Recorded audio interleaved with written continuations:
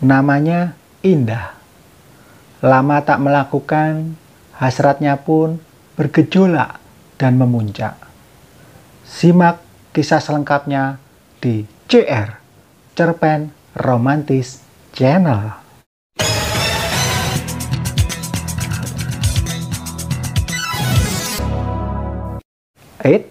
Jangan lupa subscribe ya, dan nyalakan loncengnya, agar kamu tidak ketinggalan cerita-cerita menarik lainnya.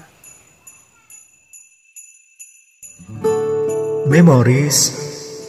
Malam ini indah. Bintang-bintang gemerlap di langit yang biru.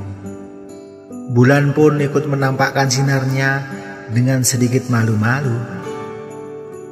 Jam dinding berdetak mengisi ruang hampa di kamarku. Suara musik dari HP dengan lagu sendu terdengar di telingaku. Ya, aku lagi sendiri merenungi nasib yang seperti ini. Memories.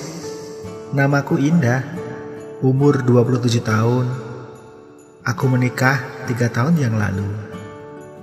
Namun pernikahanku hancur gara-gara orang ketiga. Waktu itu suamiku selingkuh dengan wanita lain. Aku gak tahu apa sih kurangnya dari diriku sehingga suamiku cari wanita lain. Sebagai seorang wanita, aku cukup lumayan cantik, seksi, wajah glowing, rambut lurus sampai punggung. Aku rajin melakukan perawatan sehingga badanku begitu terawat.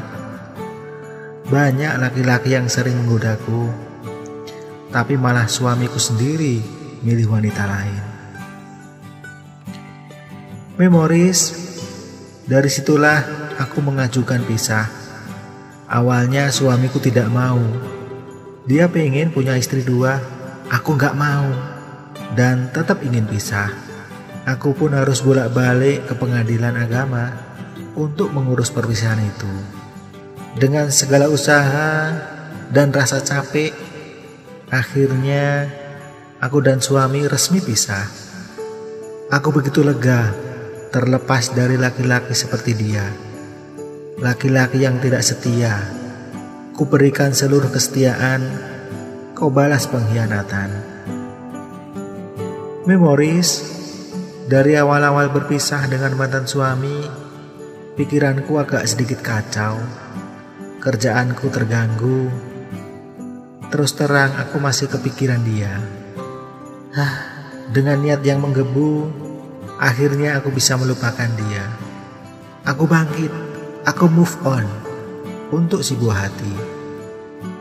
Ya, aku dan mantan suami dikaruniai seorang anak yang berumur 1 tahun, dan dia ikut denganku. Anakku, penyemangatku. Memories. Setahun sudah aku berpisah dengan mantan suami. Sebagai wanita yang normal dan sudah melakukan hubungan ranjang, pasti merasakan kesepian dan butuh belayan.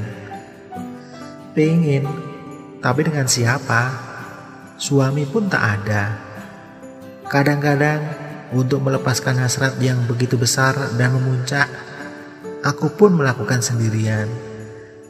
Dengan bantuan jari-jari ini. Ya, mau gimana lagi? Yang penting tersalurkan.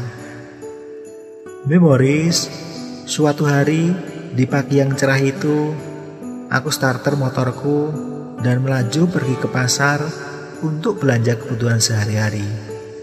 Belum juga sampai pasar, aku bersenggolan dengan motor lain di sebuah perempatan. Aku terjatuh. Dia pun ikut tersungkur. Dia langsung bangun tanpa memperdulikan motornya. Dia menuju ke arahku dan menolongku. "Mbak, gak apa-apa?" ucapnya sambil membantuku berdiri. "Gak apa-apa kok mas, cuman lecet-lecet dikit," kataku. "Ya udah, aku antar ke puskesmas ya mbak. Cuman dekat kok mbak, di depan situ," ucap dia. Memories. Saya pun diboncengkan naik motorku. Motor dia dititipkan dekat tempat kecelakaan tadi. Kita pun menuju ke puskesmas. Maaf ya Mbak, saya tadi tidak sengaja. Saya akan bertanggung jawab Mbak, ucapnya dalam perjalanan. Iya, nggak apa-apa Mas. Lagian, tadi aku juga yang salah kok Mas, jawabku. Tak lama kita pun sampai ke puskesmas dan langsung diobati oleh dokter. Setelah selesai, aku diantar pulang oleh dia. Loh Mas, nanti Masnya balik dari rumahku naik apa? Tanyaku. Gampang Mbak, nanti saya telepon temanku untuk jemput, jawabnya. Memoris, dari situlah awal perkenalanku dengan Joko. Ya, dia namanya Joko, laki-laki baik, tampan, yang hari-hari belakangan ini sering berkecamuk di pikiranku. Malam hari sebelum tidur, kita mesti WA-an, walau cuma nanya kabar setelah seharian melakukan rutinitas. Kalau aku pas kangen wajah gantengnya, aku video call dia, dan terobatilah kangenku. Memoris, tak terasa udah 3 bulan aku dekat dengan Joko. Rupanya aku jatuh cinta dengan dia. Aku berharap sekali ditembak oleh Joko. Namun yang aku tunggu-tunggu belum juga nembak aku. Aku sempat berpikir, apa aku aja yang nembak duluan dia ya? Namun, lamunan itu sirna ketika terdengar teleponku berbunyi. Ternyata dari Joko. Indah, besok aku mau ketemu denganmu di taman. Mau ya? Ucap Joko di telepon. Aku pun langsung mengiyakan. Iya, aku mau Mas Joko, jawabku. Memoris, waktu itu aku berpikir, ini Mas Joko pasti mau nembak aku. Perasaanku seneng, hatiku pun berbunga-bunga. Ketika waktu pertemuan itu tiba, aku dandan sangat cantik karena aku tahu mau ketemu pujaan hati. Dan akhirnya aku pun sampai di lokasi. Aku lihat Mas Joko sudah menunggu. Udah lama Mas Joko? Tanyaku sambil duduk di sampingnya. Enggak kok, baru 5 menit, jawab Mas Joko. Aku pun semakin penasaran. Apa yang mau Mas Joko katakan ya? Memoris, dugaanku tidak meleset. Mas Joko mengutarakan seluruh perasaannya kepadaku. Dia nembak aku. Indah, maukah kamu jadi tambatan hatiku? Maukah kamu jadi pacarku? Tanya Mas Joko syahdu ku dengar. Iya Mas, aku mau. Aku juga menyimpan rasa itu ke kamu Mas. Jawabku agak sedikit grogi. Sejak saat itu kita resmi pacaran. Aku begitu senang dan bahagia karena ternyata kita saling mencinta. Memoris, genap 6 bulan sudah kita pacaran.